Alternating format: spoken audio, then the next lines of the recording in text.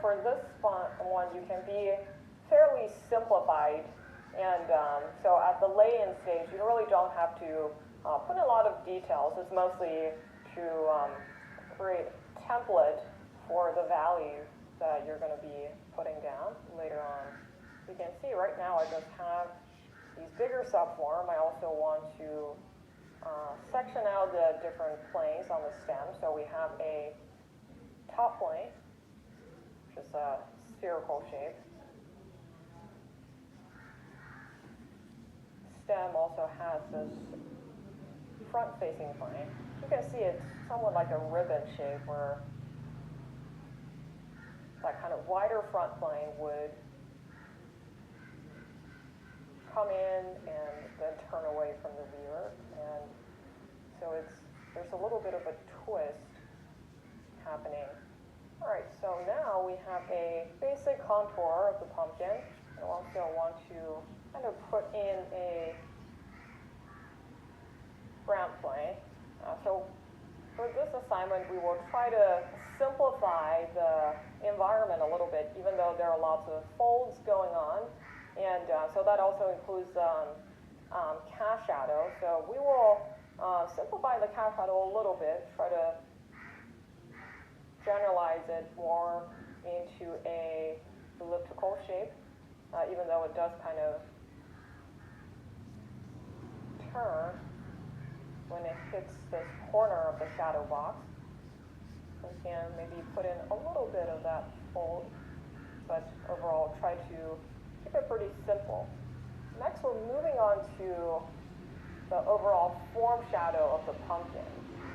So obviously, if you're looking at it as it is, it has this sort of peaks and indents as it travels down the form because the pumpkin has a lot of subforms. But in the beginning, it's good to find a generalized shape for the form shadow. And so this is, a lot of times that can be the core shadow of an object. We can look at where that overall shadow shape ends. So obviously there's going to be a lot of parts of the form shadow that would break. From there, we can start to section the form shadow into these individual forms, and throughout the process also find a little more of these subforms that are on the pumpkin. So now I have like a general lay-in of the shape. So I'm going to go in with a 2B charcoal, and I want to accent some of these areas where the edge quality gets a little sharper. Usually this is where all the cast shadows are. And now that I've established the differences in edge quality, I want to do a very general block-in of my shadow mask. And I'm just using a 2B charcoal and using mostly just the side of my pencil to lay in a flat valley. So I'm not really putting in any value shifts at this stage. I just want this to be a very flat shadow mask, only one valley. And again, when we're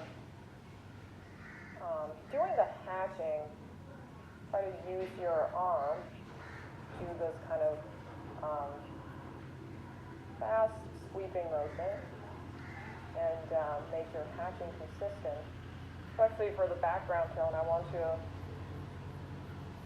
make the hatching really flat and really try to avoid any kind of distracting texture.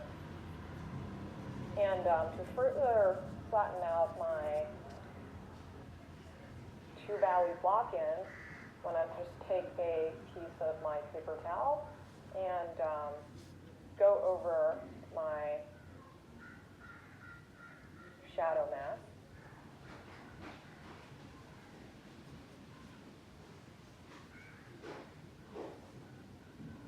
So you can see right now I have kind of like a posterized version of my reference. And this is my two-tone value statement. And then I can start build other values upon it. But it's really important, it's a very important stage, so don't skip it if you're doing a tonal drawing. So now, before I get started working on my shadow mask, I'm going to mark the brightest point on the pumpkin.